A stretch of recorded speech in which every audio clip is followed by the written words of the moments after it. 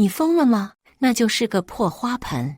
王明对着妻子李娟怒吼。可是妈她，李娟的声音颤抖着，她什么她？天天对着空花盆自言自语。邻居都说咱家有神经病。客厅里，张秀兰依然坐在那个陶制花盆前，轻抚着盆沿，嘴里轻声念叨着什么。但这一次，她缓缓转过头，那双浑浊的眼睛里突然闪过一丝清明。王明的怒吼声戛然而止，脸上的表情瞬间凝固了。大家好，开始今天的分享之前，希望你能给人间烟火点个订阅，我将会分享更多优质的内容。3年前的那个秋天，张秀兰还是这个家里最精明的老太太。72岁的她每天早晨5点半准时起床，把家里收拾得一尘不染。儿子王军在市里开了家小饭店，生意红火。张秀兰偶尔还会过去帮忙切菜洗碗。那时候的她思维敏捷，算账比计算器还快，街坊邻居都夸她是个能干的老太太。妈，您歇着吧，这些活我来干。每次李娟想要分担家务，张秀兰总是摆摆手，你们年轻人工作忙，这点小事我能干。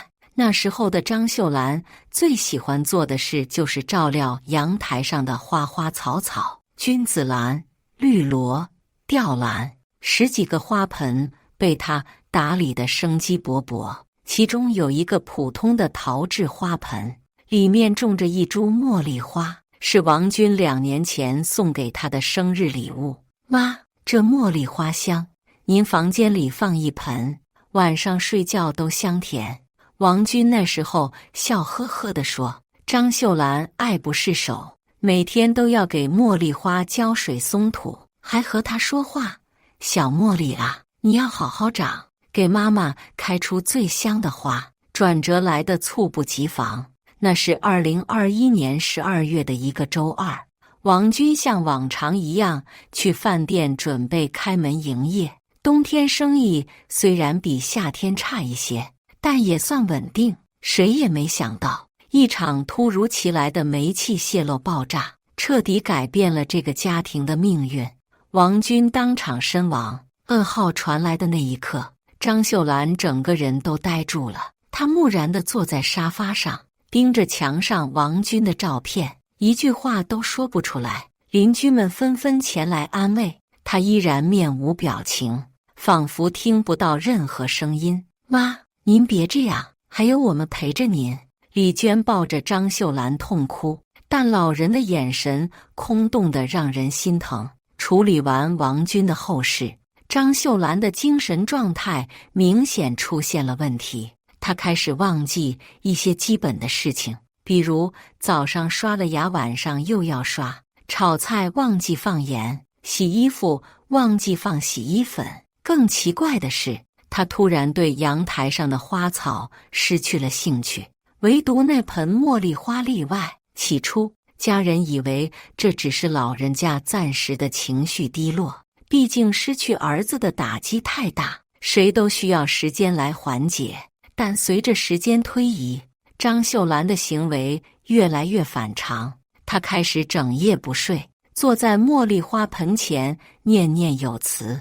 李娟几次试图劝她回房间休息，她总是摇头：不行，我得看着她。妈，您看着什么呢？看着，看着。张秀兰支支吾吾，说不出个所以然。2022年春天，茉莉花因为护理不当死了，按理说应该把枯死的植物清理掉，重新种点别的，但张秀兰坚决不同意。她把枯死的茉莉花茎叶小心翼翼地拔掉，却留下了那个空花盆。从那以后，奇怪的事情开始了。张秀兰每天早晨6点半准时起床，第一件事就是走到阳台，坐在那个空花盆前。她会轻抚花盆的边沿，就像抚摸什么珍贵的东西，嘴里开始轻声说话，但说的内容让家人听了毛骨悚然。小宝，妈妈来看你了。今天天气真好，阳光暖暖的，你喜欢吗？妈妈给你带了好吃的，你慢慢吃。说着，她会从口袋里掏出一些饼干屑或者糖果，小心翼翼地撒在空花盆里。李娟第一次听到这些话时，整个人都懵了。妈，您在跟谁说话啊？张秀兰回过头，眼神中带着一丝警惕。你别打扰小宝，他在睡觉。小宝是谁啊？妈，小宝就是小宝。张秀兰的回答永远是这么模糊。起初，李娟以为这是老人家思念儿子的一种方式，也许小宝是他给王军起的小名，但问过王明才知道，王军从小到大从来没有叫过小宝这个名字。随着时间推移，张秀兰对空花盆的照顾越来越细致，她会定时给花盆浇水，虽然里面只有干硬的土块，她会用小铲子给花盆松土，动作轻柔的就像在给婴儿换尿布。最让人不解的是，她还会对着花盆唱歌，摇啊摇，摇到外婆瞧，外婆叫我好宝宝，那是哄小孩子睡觉的儿歌。李娟忍不住问王明，爸以前有没有过什么我们不知道的孩子？王明摇摇头，不可能，妈跟你爸结婚这么多年，什么事不知道？爸就这么一个儿子。邻居们开始议论纷纷，楼上的老太太是不是疯了？天天对着空花盆说话，怪吓人的。我听说他儿子死了以后就不正常了，老年痴呆吧。李娟听到这些议论，心里很不是滋味，但她也确实担心母亲的精神状态。2022年夏天，她带着张秀兰去了市里最好的神经内科医院。老人家确实患有阿尔茨海默症，也就是我们常说的老年痴呆。医生看了检查结果后说，这种病会让患者出现幻觉、妄想、行为异常，都是正常的。那他天天对着空花盆说话，这正常吗？李娟问。很正常，患者经常会跟想象中的人或物对话，这是大脑功能退化的表现。医生开了一些药物，按时服药，多陪伴老人，尽量不要刺激他。从医院回来后，李娟和王明商量过是否要阻止张秀兰的这种行为。医生都说了，不要刺激他。李娟说，让他这样吧，至少他现在很安静。王明虽然觉得别扭，但也只能接受现实。张秀兰对空花盆的照料越来越精细，她会在花盆周围放一些小玩具，都是从商店里买来的婴儿用品，小摇铃、布娃娃、小汽车，摆了花盆一圈。小宝，这是妈妈给你买的新玩具，喜欢吗？她还会给花盆盖被子，冬天的时候，她找来一条小毛毯，每天晚上都要给花盆盖上，就像给孩子盖被子一样。小宝，外面冷，妈妈给你盖好被子，别着凉了。最让人觉得诡异的是，她开始给花盆过生日。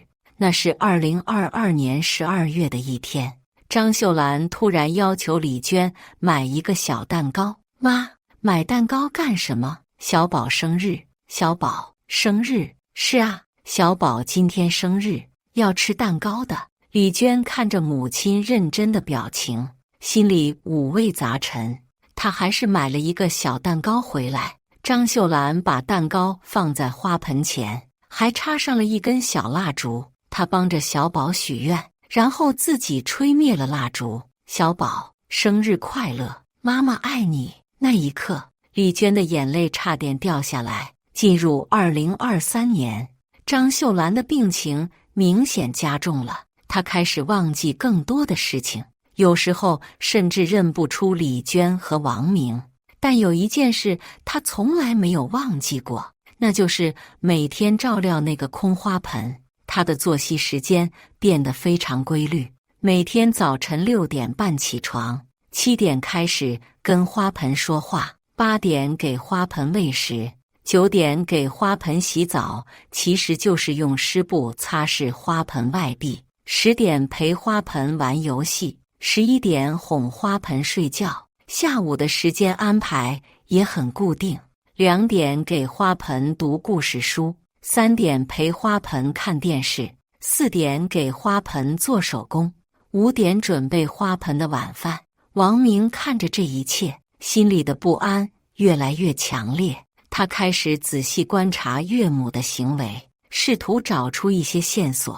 他发现张秀兰对待花盆的态度并不是简单的自言自语，而是真的把它当作一个活生生的存在。他说话的时候会停顿，就像在等待回应。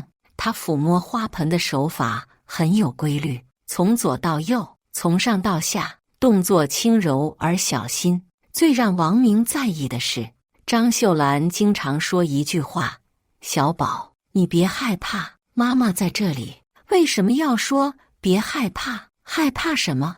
王明开始回想这个花盆的来历。这确实是王军送给母亲的生日礼物，但那时候种的是茉莉花。茉莉花死了以后，为什么张秀兰不愿意清理掉这个花盆？为什么要把它留下来？他试着跟张秀兰交流过，妈，这花盆里什么都没有啊。张秀兰看了他一眼，表情很严肃。有的，小宝在里面。小宝在哪里？我怎么看不到？张秀兰指了指花盆里的土，在这里面。小宝在睡觉。这个回答让王明毛骨悚然。在土里面，这是什么意思？他开始怀疑这个花盆里可能埋着什么东西，也许是王军留下的什么纪念品。也许是张秀兰自己放进去的东西，但如果真有东西，为什么家人从来没有注意到？2023年春天，王明决定趁张秀兰不在的时候检查一下这个花盆。那天下午，张秀兰被李娟带去医院复查，王明一个人在家。他蹑手蹑脚地走到阳台上，仔细观察这个看起来平平无奇的陶制花盆。花盆不大，直径大约30厘米，深度20厘米左右。里面的土已经干硬得像石块一样，表面还有一些裂纹。王明用手指轻轻敲了敲，声音很闷，听不出什么异常。他试着用手挖了挖表面的土，但土太硬了，根本挖不动。需要用工具才行。但就在这时，他听到了门锁转动的声音。张秀兰和李娟回来了。王明赶紧走开，装作什么都没发生。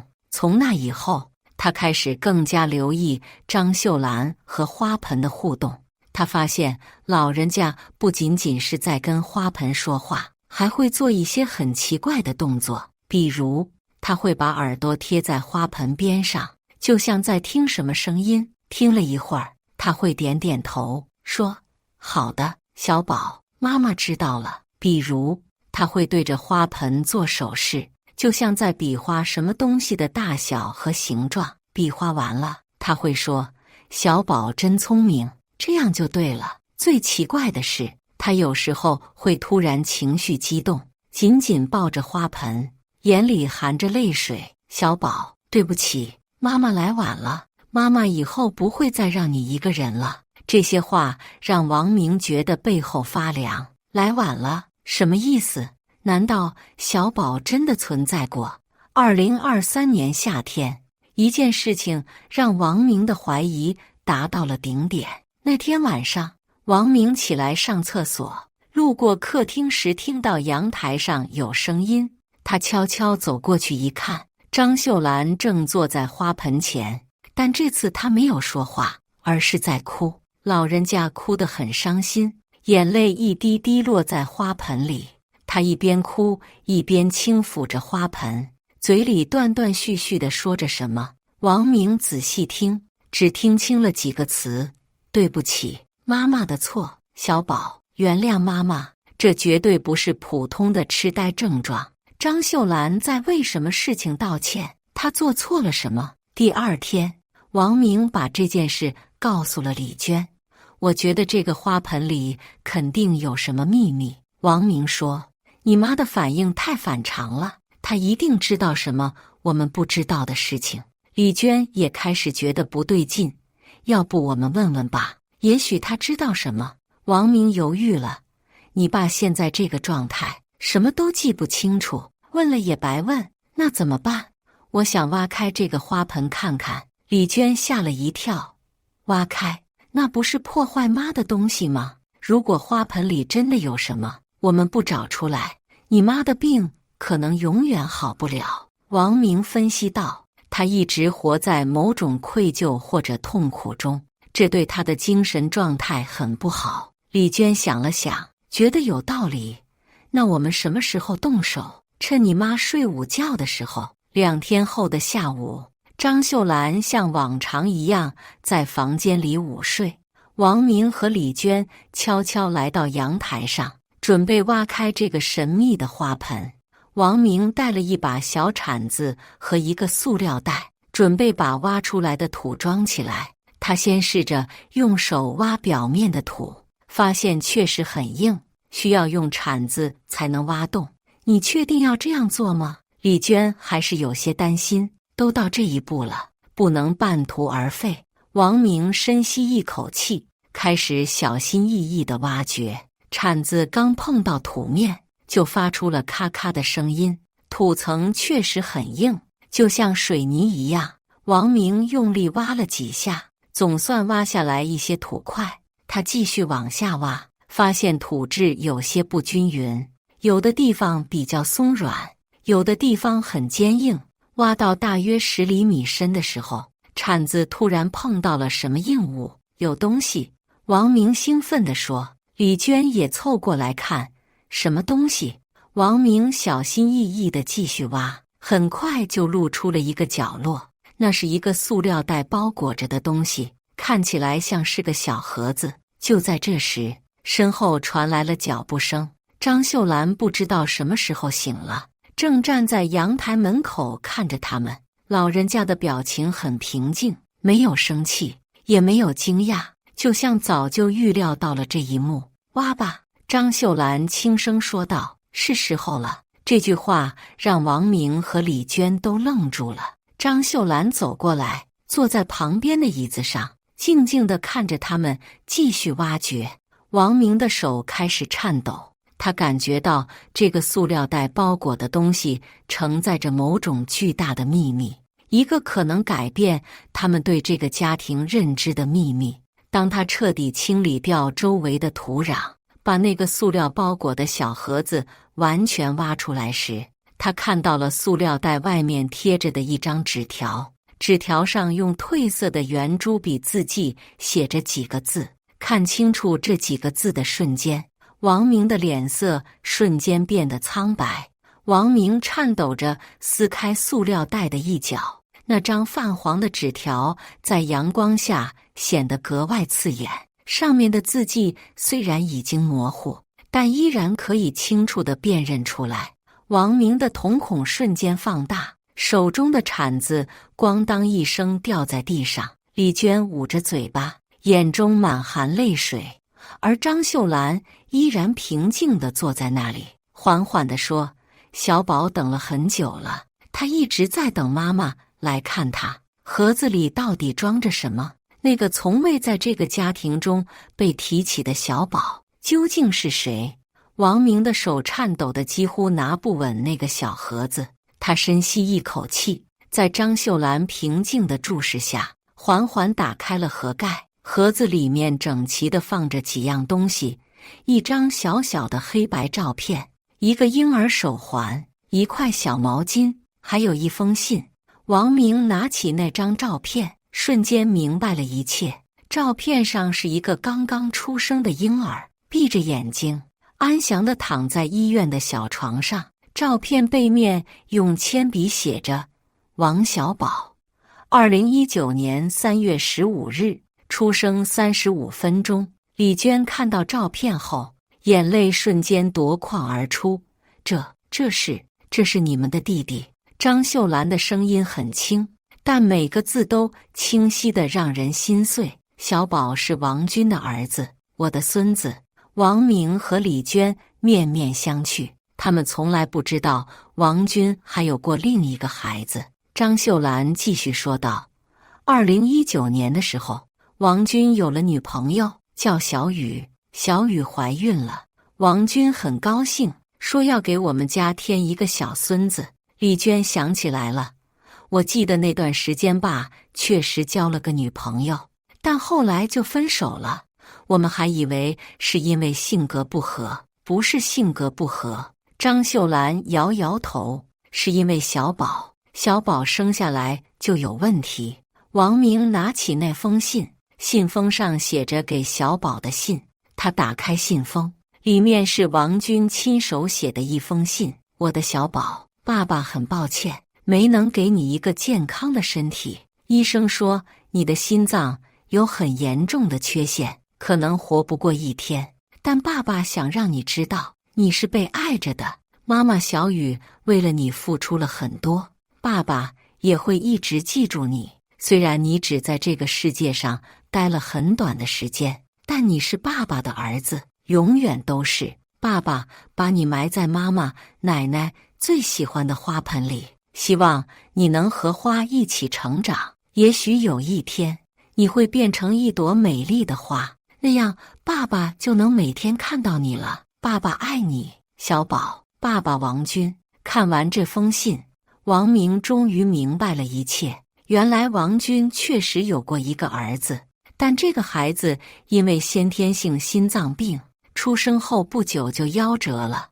王军把孩子的骨灰和遗物埋在了茉莉花盆里，这就是为什么张秀兰如此珍视这个花盆的原因。小雨受了很大的打击，她承受不了失去孩子的痛苦，就离开了。张秀兰继续回忆着，王军也很痛苦，但他不愿意让我们知道这件事，怕我们跟着难过。李娟哭得泣不成声，所以爸一直一个人承受着这个痛苦。是的，王军把小宝埋在花盆里后，每天都会来看看，给茉莉花浇水，其实就是在陪小宝。张秀兰的眼中也开始有了泪光。我那时候还不知道这件事，只是觉得儿子最近特别爱护这盆茉莉花。王明想起了一些细节，怪不得爸以前总是自己给那盆茉莉花浇水，从来不让别人碰。王军去世之前，把这个秘密告诉了我。张秀兰擦了擦眼角的泪水，她说：妈，如果我走了，你要帮我照顾小宝，小宝太小了，他会害怕的。这句话解释了为什么张秀兰会对着花盆说别害怕，她在履行对儿子的承诺，照顾这个从未谋面的小孙子。所以妈，您一直都知道小宝在花盆里？李娟问道。张秀兰点点头，知道，就算得了这个病，我也不能忘记小宝，他还这么小，没有爸爸妈妈了，只有奶奶了。王明终于理解了张秀兰2年来的所有异常行为。给花盆盖被子是怕小宝着凉，给花盆喂食是担心小宝饿了，对着花盆唱儿歌是在哄小宝睡觉。这些看似疯癫的行为，其实都是一个奶奶对孙子最深沉的爱。妈，您为什么从来不告诉我们？李娟问。王军说过，不要让你们知道，免得你们也难过。张秀兰看了看手中的照片，可是我的病越来越重，总是忘记事情，就只记得要照顾小宝。有时候我也搞不清楚，到底什么是真的，什么是假的。王明这才明白，张秀兰的阿尔茨海默症让他遗忘了很多事情，但对小宝的记忆却异常清晰。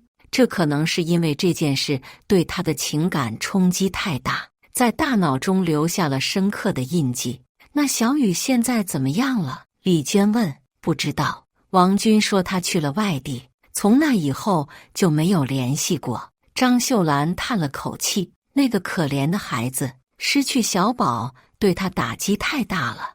王明想象着那个叫小雨的女孩，他一定也经历了巨大的痛苦。失去孩子对任何一个母亲来说都是毁灭性的打击，更何况那还是一个年轻的女孩。妈，您这2年辛苦了。李娟握住张秀兰的手，我们都不知道您心里承受着这么大的痛苦。张秀兰摇摇头，不辛苦。小宝是个很乖的孩子，他从来不哭不闹，有时候我跟他说话，感觉他真的在听，在回应我。这句话让王明想起了一些精神医学的理论，有时候深度的情感创伤会让人产生某种感应，这可能不是真正的超自然现象，而是人类情感和记忆的强大力量。妈，以后我们一起照顾小宝，好吗？李娟说。张秀兰的脸上终于露出了久违的笑容。好，我们一起照顾小宝。从那以后，这个家庭对待那个花盆的态度完全改变了。它不再是一个疯老太太的妄想，而是一个真实存在过的生命的安息之所。王明买了一个更漂亮的花盆，小心翼翼地把小宝的遗物重新安置好。他们还在花盆旁边放了王军的照片，让父子俩能够团聚。李娟开始学习照顾花盆的方法，每天和张秀兰一起给小宝讲故事。虽然她起初觉得有些别扭，但渐渐的，她也能感受到这种仪式带来的心灵慰藉。张秀兰的精神状态也有了明显的改善。虽然阿尔茨海默症的病情无法逆转，但她不再那么焦虑和不安了。她知道家人理解了她的行为，不再把她当作疯子看待。王明也开始反思自己以前的态度。他意识到，有时候我们以为的不正常，可能恰恰是最正常的人性表现。一个奶奶对夭折孙子的思念和照顾，这是多么自然而美好的感情。几个月后，王明在整理王军的遗物时，发现了一本日记。日记里详细记录了王军和小雨相恋、怀孕、孩子出生和夭折的整个过程。日记的最后一篇写着：小宝今天已经走了3个月了，我每天都去看他，给他的茉莉花浇水，花开得很香。我想这是小宝在告诉我，他在那边过得很好。妈最近总是问我为什么对这盆花这么上心，我不知道该怎么告诉他。也许等哪一天，我会把小宝的事情告诉他，但现在还不是时候。他年纪大了，承受不了这样的打击。小宝，爸爸对不起你，如果有来生，爸爸一定给你一个健康的身体，让你在这个世界上好好生活。看完这篇日记，王明和李娟都哭了。他们终于完全理解了王军当时的心情，也理解了张秀兰这2年来的坚持。1年后，在小宝的生日那天，他们全家一起为他过了一个特殊的生日。虽然小宝已经离开了5年，但在这个家庭里，他永远是被爱着、被记住的。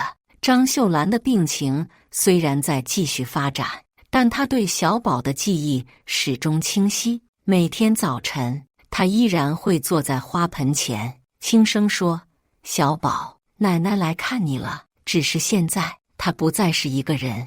王明和李娟也会陪在旁边，一起和小宝说话。他们给小宝讲外面世界的变化，讲家里的趣事，讲对未来的期望。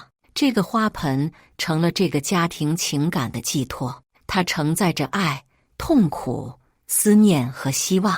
虽然小宝从来没有真正在这个家庭里生活过，但他已经成为了这个家庭不可分割的一部分。王明有时候会想，如果当初王军能够勇敢地把这件事告诉家人，也许事情会有不同的发展，也许他们能够一起承担这份痛苦，一起度过那段艰难的时光。但生活没有如果，重要的是，现在他们知道了真相，能够理解彼此的行为，能够一起珍惜这份特殊的感情。张秀兰经常说的一句话是：小宝虽然走得早，但他教会了我们什么是真正的爱。确实，这个只在世界上存在了35分钟的小生命，用它短暂的存在证明了生命的珍贵，证明了爱的伟大。